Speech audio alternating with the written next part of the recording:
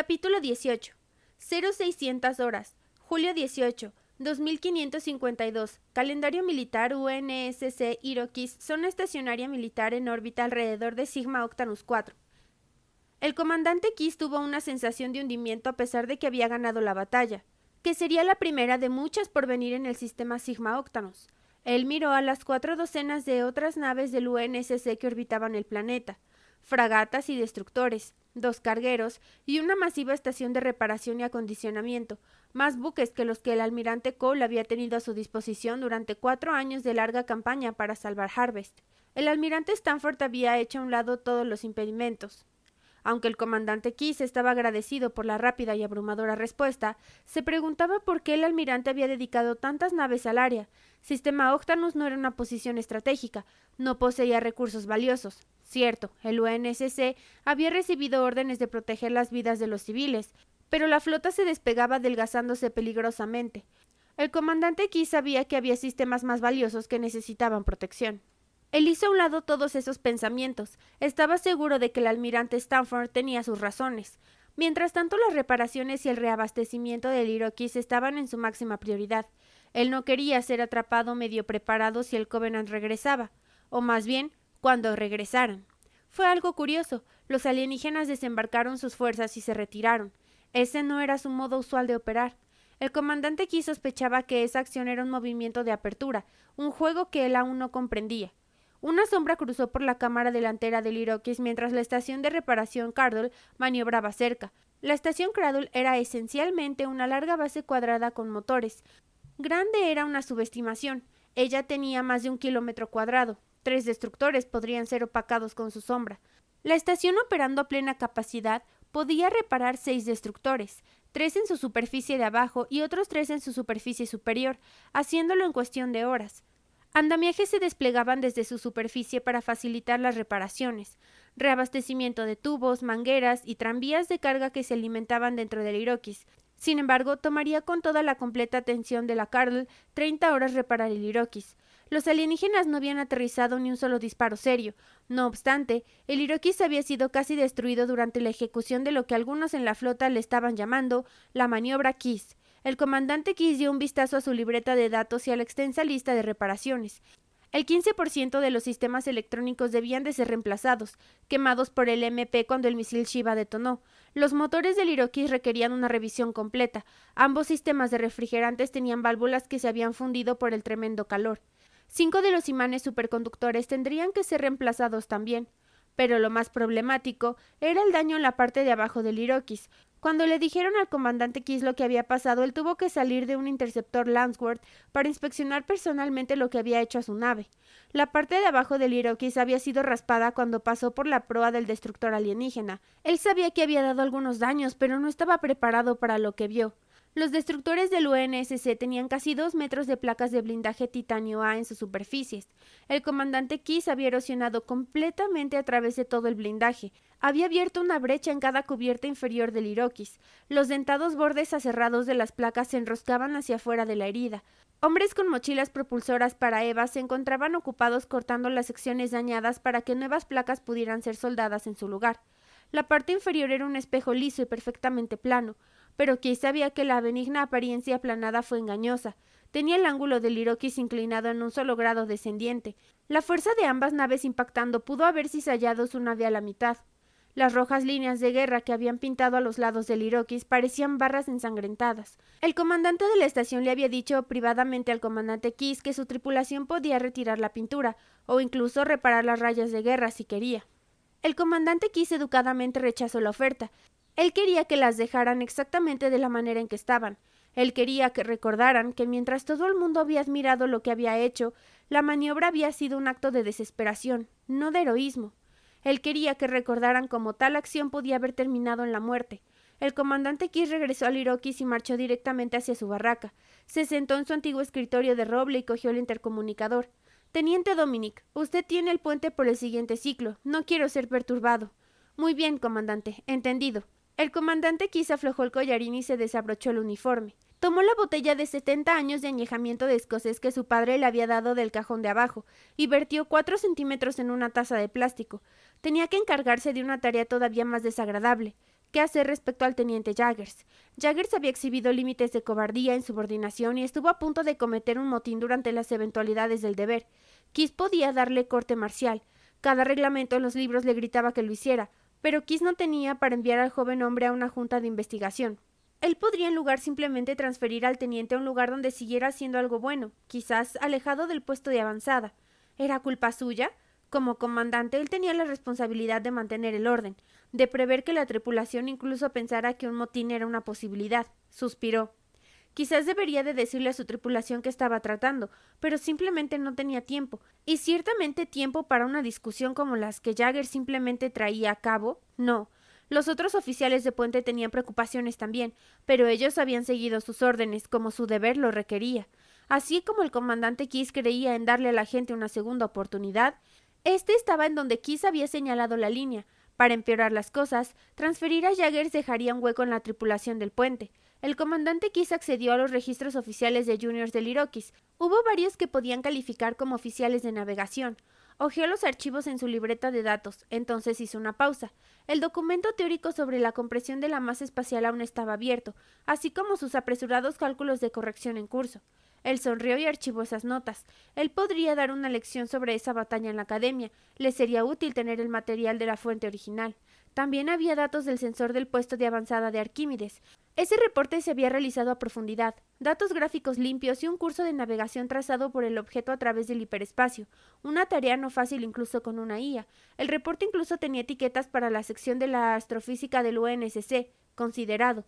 Él miró el registro del servicio del oficial que había presentado el informe, Alferes William Lovell. Kiss se inclinó cerca del documento. La hoja del servicio Vitae, CSB por sus siglas en inglés, del muchacho era casi 2 veces más larga que la suya. Había sido voluntario y aceptado en la Academia Luna. Transferido en su segundo año, había recibido ya la comisión de alférez por heroísmo en un vuelo de entrenamiento que había salvado a toda la tripulación. Había tomado deber en la primera corbeta dirigida a la batalla, 3 estrellas de bronce, una insignia de plata y 2 corazones púrpura. Y había sido catapultado a teniente completo en 3 años. Entonces pasó algo terriblemente malo. La declinación de Lovell dentro del UNSC había sido tan rápida como su ascenso. 4 reportes de insubordinación, de grado a teniente segundo, transferido 2 veces, un incidente con una mujer civil, sin detalles en los archivos, aunque el comandante Kiss se preguntaba si la chica citada en el reporte, Anna Grerov, era la hija del vicealmirante Grerov. Él había sido reasignado al ascensor del puesto de avanzada Arquímedes y había permanecido ahí por todo el último año, una inaudita cantidad de tiempo en una instalación tan remota. El comandante Kiss examinó los registros cuando Lovell había estado en el servicio. Eran cuidadosos e inteligentes, así que el muchacho todavía estaba apto. ¿Era que se estaba escondiendo? Hubo una suave llamada a su puerta. Teniente Dominic, dije que no quería ser perturbado. Perdón por interrumpir, hijo, dijo una amortiguada voz. La rueda de presión de la puerta giró y el almirante Stanford dio un paso adentro, pero pensé en pasar de visita mientras estaba en el vecindario. El almirante Stanford era mucho más pequeño en persona de lo que aparentaba en pantalla. Su espalda era encorvada con la edad, y su blanco cabello era delgado en la corona de su cabeza. Con todo, él exudó un tranquilizador aire de autoridad que Kiss reconoció al instante. Señor, el comandante Kiss se paró en posición de atento, golpeando sobre su silla. En descanso, hijo.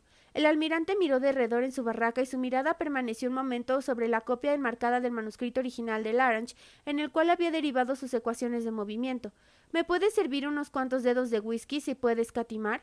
Sí, señor. Kiss le alcanzó nerviosamente otra taza de plástico y vertió líquido en la bebida del almirante.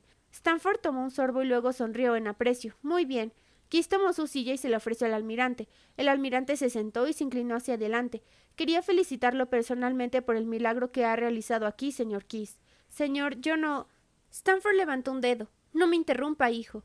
Esta fue una pieza de astrogración que hizo a un lado. Noticia popular. Por no hablar de la moral impulsada que esto le ha dado a la flota entera. Él tomó otro sorbo de licor y exhaló. Ahora, esa es la razón por la que estamos aquí. Necesitamos una victoria. Ha sido malditamente bastante el quedarnos abatidos por esos alienígenas bastardos. Así que esto tiene que ser una victoria, no importa lo que cueste. Entiendo, señor, dijo el comandante Kiss. Él sabía que la moral había estado algo floja durante los últimos años a través del UNSC.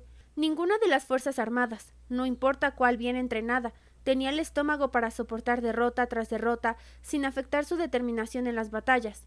¿Cómo van en el planeta? En este momento usted no debe preocuparse por eso. El almirante Stanford se volvió de vuelta en la silla, balanceándose en dos piernas. El general Kitts ha mandado sus tropas ahí abajo. Ha evacuado las ciudades de los alrededores y asaltan Côte d'Azur dentro de una hora. Empastarán a estos alienígenas más rápido de lo que pueden escupir. Solo observe. Desde luego, señor. El comandante Kitts apartó la vista. ¿Tienes algo más que decir, muchacho? Escupió. Bueno, señor, esta no es la manera normal de operar del Covenant. ¿Desembarcaron una fuerza de invasión y abandonaron el sistema? Ellos siempre masacran todo o mueren intentándolo. Esto es algo totalmente diferente. El almirante Stanford hizo un ademán con la mano despectiva. Deje lo que traten de hacer esos alienígenas en las manos de la ONI, hijo. Solamente concéntrese en las reparaciones del Iroquois y de tenerlo listo para el deber de nuevo. Y hágame saber si necesita cualquier cosa. El almirante Stanford bebió lo último de su whisky y se puso de pie. Vaya con el mariscal de la flota. Oh, hizo una pausa. Una cosa más. Buscó en el bolsillo de su chaqueta y sacó una pequeña caja de cartón. La dejó sobre el escritorio del comandante. Considérelo, oficial. El papeleo nos alcanzará suficientemente pronto. El comandante Kitts abrió la caja. Dentro había un par de insignias de collar de latón, 4 barras, una sola estrella. Felicidades, capitán Kitts. El almirante se movió rápidamente en saludo. Entonces estrechó su mano. Kitts logró atrapar y sacudir la mano del almirante. La insignia era real. Él se sorprendió. No pudo decir nada. Usted ha ganado. El almirante dio la vuelta. Hágame saber si necesita cualquier cosa. Sí, señor. Kitts clavó los ojos en la estrella de latón y en las barras un momento más. Entonces cambió su mirada hacia afuera. Almirante, hay solo una cosa. Necesito el reemplazo de un oficial de navegación. La postura relajada del almirante de Stanford se endureció. He oído acerca de eso. Malos momentos cuando un oficial de puente pierde su estómago. Bueno, usted solo diga el nombre del candidato y me aseguraré de que lo tenga, mientras que no lo saque de mi nave. Él sonrió. Siga con ese buen trabajo, capitán. Señor. El capitán Kitts saludó. El almirante dio un paso afuera y cerró la puerta. Kitts pacíficamente se dejó caer en su silla. Nunca había soñado que podía ser de un capitán. Tomó la insignia de latón sobre su palma y repitió la conversación con el almirante Stanford en su mente. Él había dicho capitán Kitts. Sí, era real. El almirante también había dejado de lado sus preocupaciones acerca del Covenant demasiado rápido. Algo no tan apropiado, podría decirse.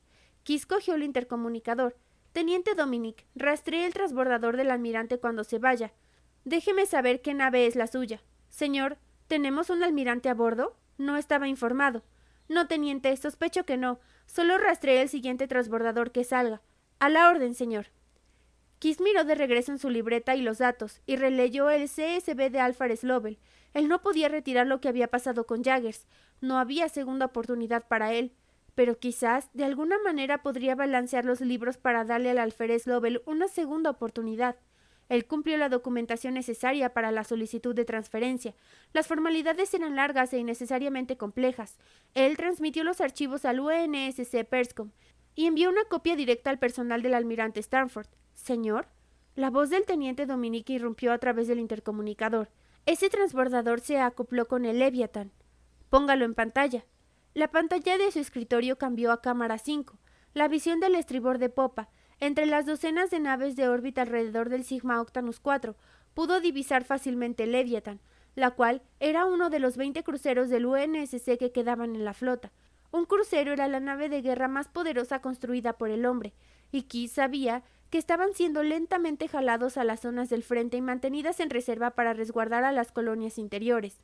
Un pedazo de sombra se movía bajo la gran nave de guerra, negro, moviéndose en negro, revelándose a sí misma solo una vez a la luz del sol, entonces regresando de nuevo a la oscuridad. Se trataba de un prowler. Esas naves furtivas eran exclusivamente usadas por la inteligencia naval. ¿Un crucero y un ONI aquí? Ahora Kitts sabía que había algo más presente que un simple estímulo moral. Trató no pensar acerca de ello. Era mejor no ir tan lejos cuando se cuestionaban las intenciones de uno de los oficiales superiores, especialmente cuando ese oficial era un almirante, y especialmente cuando la inteligencia naval estaba literalmente acechando en las sombras. Kitts vertió de nuevo otros 3 dedos de whisky escocés, puso su cabeza sobre su escritorio, solo para descansar sus ojos un momento. Las últimas horas le habían agotado. «Señor». La voz de Dominic por el intercomunicador despertó al capitán Kitts, recibiendo una amplia transmisión por el canal de prioridad alfa. Kitts se sentó y pasó su mano sobre su cara. Echó una mirada al reloj de latón colgado sobre su litera. Había dormido por casi 6 horas. El almirante Stanford apareció en la pantalla. Escuchen, damas y caballeros, hemos detectado un gran número de naves Covenant amasándose en el borde del sistema. Estimamos 10 naves. En pantalla aparecieron las siluetas de todas las ya demasiadas familiares fragatas Covenant y un destructor apareció como fantasmales manchas en el radar. Vamos a permanecer donde estamos, continuó el almirante. No hay necesidad de cargar contra ellos y darles a esos feos bastardos la oportunidad de tomar un atajo a través del hiperespacio y aventajarnos. Hagan que sus naves estén listas para la batalla. Tenemos sondas juntando más información. Les pondré al tanto cuando sepamos más. Stanford, fuera. La pantalla se volvió negra. Kiss cogió el intercomunicador. Teniente Hall, ¿cuál es el estado de nuestras reparaciones? Señor, ella contestó, motores en funcionamiento, pero solo con el respaldo del sistema de refrigerante. Podemos calentarlos al 50%. El reabastecimiento de misiles Archers y ojivas nucleares se ha completado. Las armas MAX se encuentran también en funcionamiento. Las reparaciones de las cubiertas inferiores recién acaban de comenzar. Informe al comandante de la estación que retire a su equipo, dijo el capitán Kiss. Dejemos la Cradle. Cuando estemos despejados, dispare los reactores al 50%. Vayan a sus estaciones de batalla.